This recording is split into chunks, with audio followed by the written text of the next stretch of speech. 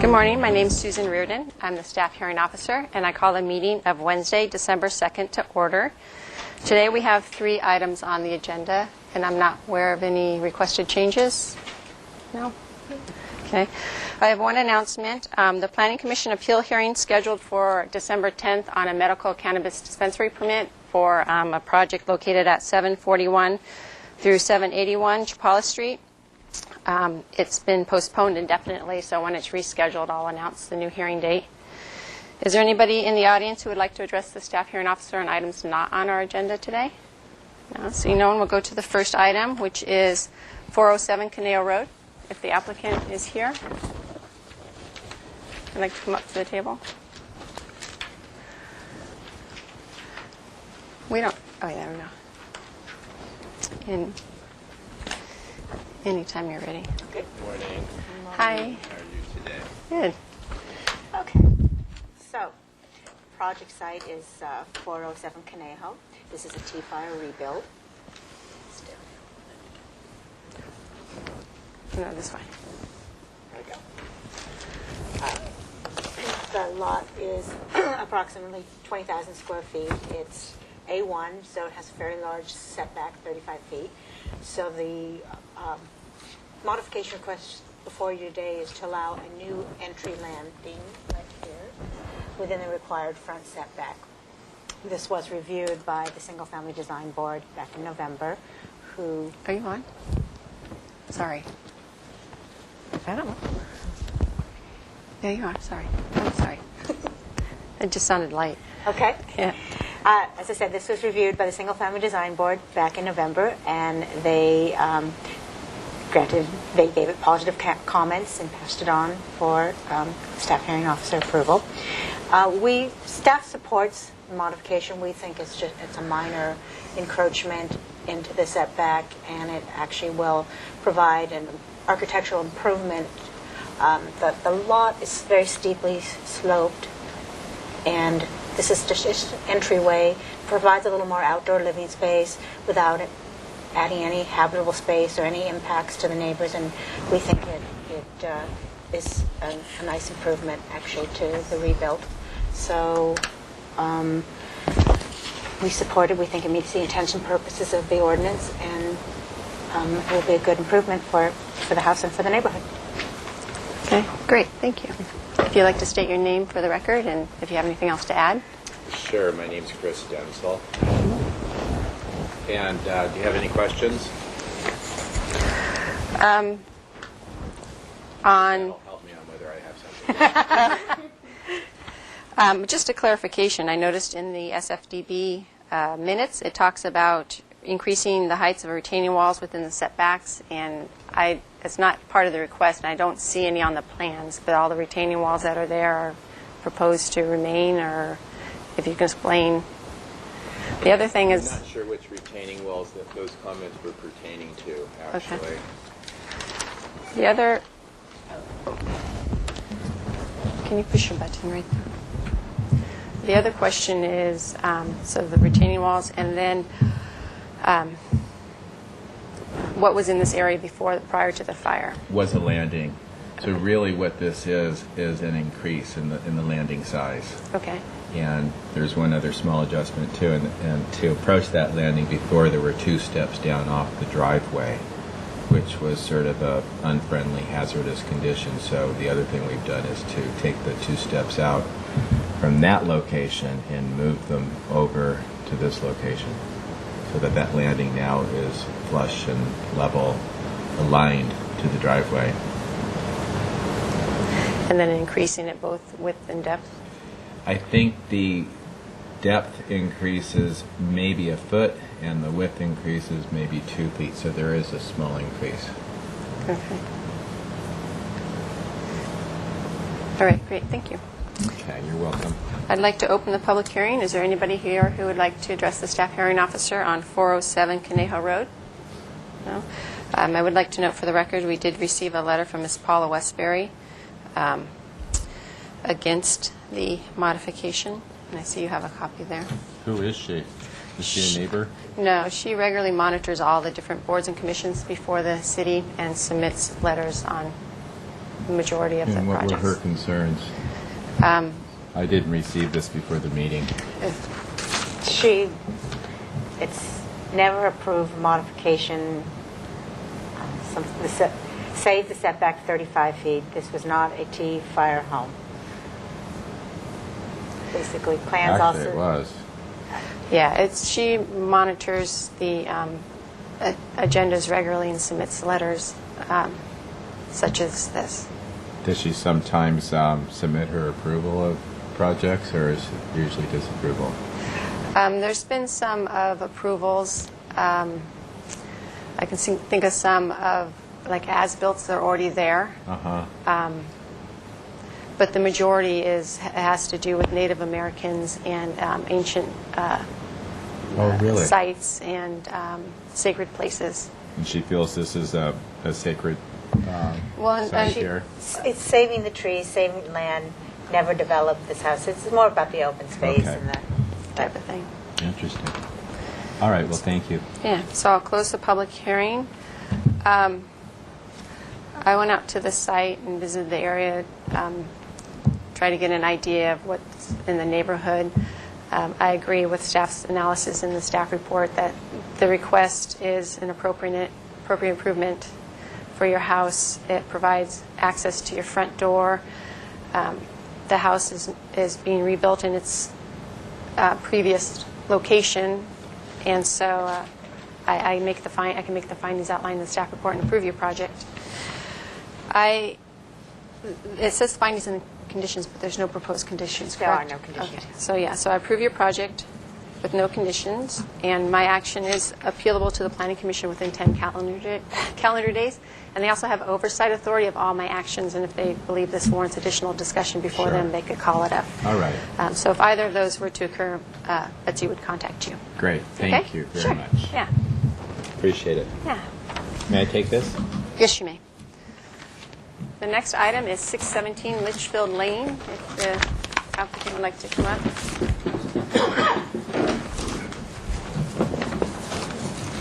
Good morning. Today we have Renee instead of Roxanne. This is the only set of plans we have, so I apologize. There's some extra notes on some of these pages. There we go.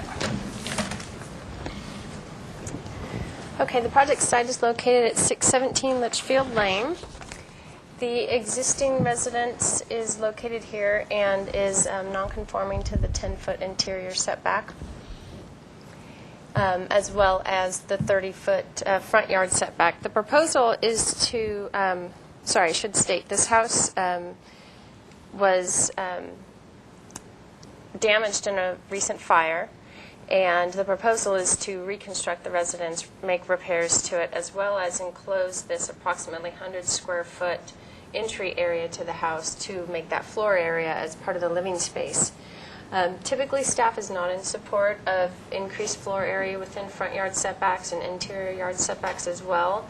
This property is unique in that it's located at the end of a cul-de-sac. As you can see here, the 30-foot front setback extends into a fairly significant part of the house due to this bulb out here. And as you can see on this example, if without the cul-de-sac, the continuation of the street line would be here, and then the proposed addition would be well outside the 30-foot front setback. So due to that reason, staff believes there's a unique circumstance on this site that warrants our support of this proposed modification, and we recommend that the staff hearing officer make the findings necessary to approve that modification. Okay, great, thank you. If you'd like to state your name for the record, and if you'd like to add any other comments. Sure. Chris Halliday. Michael Appleton, the homeowner. Okay. And we chose to bump this out to create a kind of a threshold between the living area. Should we go to the other plan? Yeah. Between the living area and the main entry. And we did this because there's a number of this this home in the Westwood development, and they all bumped that out. The area, this kind of dead space here, is kind of dark, and this will increase the amount of light that gets into the house and create a threshold. And we just wanted to create more usable space under the roof there. Also, that it gives an opportunity for like guests or people that come in and have a place to put their coats and stuff, which doesn't exist now. It's a little either. We included some neighborhood study photos of similar houses in the set. If you want to take a look at them, that all have the bump out. Yeah, I actually went out to the site and drove around the neighborhood to get an idea. And it is consistent with the neighborhood. The one thing I did note, though, that a lot of the neighborhoods, I think they're set back, the required setback, with the exception of the neighbor across the street, who I think recently, in the relative recent past, did a similar type Same thing. thing, yeah. So yeah, It's pretty go discreet. around. Here are these homes. Yeah. And this one is the one across the street. Now, is the house going to be completely demolished and rebuilt, or just repaired? Just repaired. Just repaired. Okay. Great, thank you. I'd like to open the public hearing. Is there anybody here who would like to address the staff hearing officer on 617 Litchfield Lane? No. We also received a letter on this property from Ms. Paula Westbury. It's a bit difficult to read. Yeah, I think it's against it, but she says, this is done already, don't take it out. Already did great celestial damage and environmental damage on a ground scale? Oh, Like, grand scale. don't take what out? Yeah, so I'm not No. sure, because you're adding, but we received a letter regarding the project. So you received a copy? Yes. So I'll close the public hearing. Like I said, I went out to the site, drove around the neighborhood to get a kind of a feel for the neighborhood. And as Ms. Brooks said, front yard modifications, we tend to look at those with more scrutiny. I mean, we look at every mod with scrutiny, but it's a public setting. I know it's private property, but the idea of the street frontage and the setback and the public feel.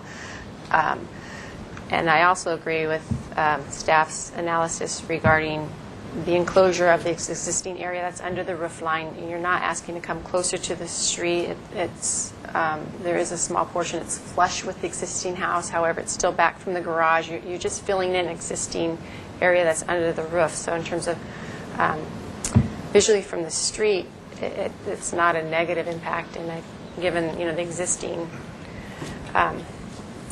situation before the fire, I think it would open it up and actually give it more of a street presence.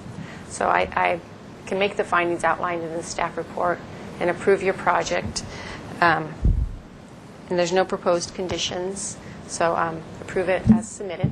And again, like I said to the previous people, there is a 10-day appeal period, which someone could appeal it to the Planning Commission, or they have oversight authority. And if this warrants additional discussion before them, they do have the ability to call that up. And if that was to occur, Ms. Malazzo would contact you. Okay? Okay, great, thank you.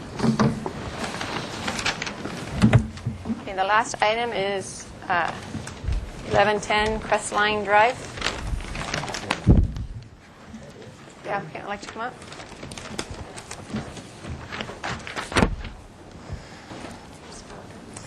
Hey, Justin. You guys are moving. Yeah, that's right.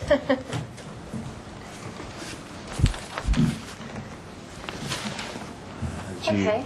want to use the... Let me use these if you have It's the same. anything different. Okay, sure. This project is located at 1110 Crestline Drive. It's an E1 lot, just over 11,000 square feet. The existing house, as you can see here, was built non-conforming to the existing 10-foot interior setbacks of the E1 zone. This is delineating the 30-foot front setback, which the existing house does meet. The proposed project involves an addition to the back of the house in this location here, a portion of which would encroach into the 10-foot interior setback. And I think this floor plan shows it a bit more. It's approximately 40 square foot area that would encroach into the interior setback. This particular project was challenging for staff to determine whether or not we could support it. There are other circumstances on the property which allowed us to offer our support for this modification. And the reason being is, as you can see in these photos here, at the rear of the house, there's an existing ground floor patio here, as well as an approved second-story balcony, both of which encroach into the interior setback. The second-story balcony, of course, being the actual encroachment into that setback. And as part of this project, with the addition here, the square footage would encroach into the setback, as well as there would be an increase in height in the roof pitch here. But in place of that, a large portion of the second-story balcony would be removed. And in balance of those issues, staff was able to support this modification with the rationale that with the removal of a large portion of the second-story balcony, it would actually internalize more of that gathering space on the site and would be less of an encroachment to the adjacent neighbor. So for those reasons, staff can support this requested modification, and we recommend that the hearing officer make the necessary findings for that. Now, does that second-story deck have a modification then, or was it built with the original house?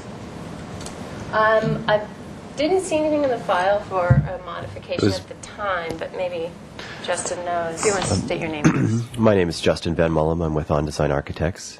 We had the original plan set stamped. I was able to work with Roxanne at the site, and she was up on the deck. It's a very large deck, and it does have permits for it. The setbacks are encroachments that are existing are legal non-conforming because this area has been downzoned. So we have a real opportunity here. We've got this large deck. As you can see, it's about 10 feet by 17 feet in this area. It's plenty large enough to have a 4-top dining room table. It has this incredible ocean view, which you can, let's see.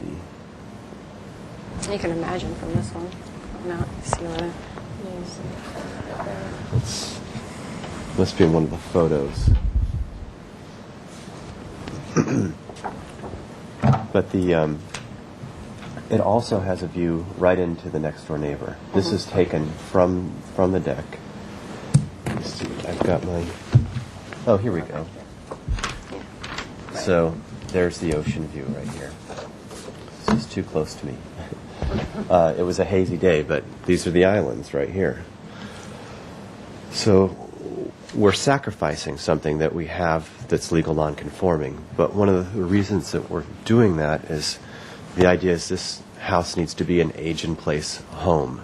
And what we'd like to do is we have the master downstairs, and we've done a study at different points in the living room. Right now, to give you an idea, this is what they see. It's a chopped off version of the mountains. And so by lifting that roof up slightly, enclosing that existing patio, and when we enclose that patio, we're also raising these windows up. So there's an existing window that's right here that's operable. We're going to sacrifice that window. We're going to raise it up so it's past eye level, so it's a clear story window, and it's going to be a fixed window to help with the privacy issue. There is an existing hedge that goes along this. Let's see. Right.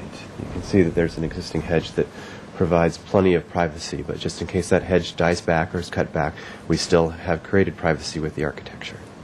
So I see this as a real opportunity to take care of something that truly encroaches into the now existing setback and looms over the neighbor where this is their living space. And if you go to the edge of that, there's the balcony railing. That's what you see. So with an ocean view, that deck is very desirable. We're willing to sacrifice it to get a little bit more square footage on the bottom floor to have a more of an age-in-place home. Okay, great, thanks. Would you like to add anything? I assume you're James Monroe? I'm James Monroe, co-owner of the home with my lovely bride back there. I have nothing to add. I'm happy to try to answer questions if you have them. Okay, great, thank you. I'd like to open the public hearing. Is there anyone here who would like to address the staff hearing officer on 1110 Crestline Drive? No? Here, we also received a letter here from Ms. Paula Westbury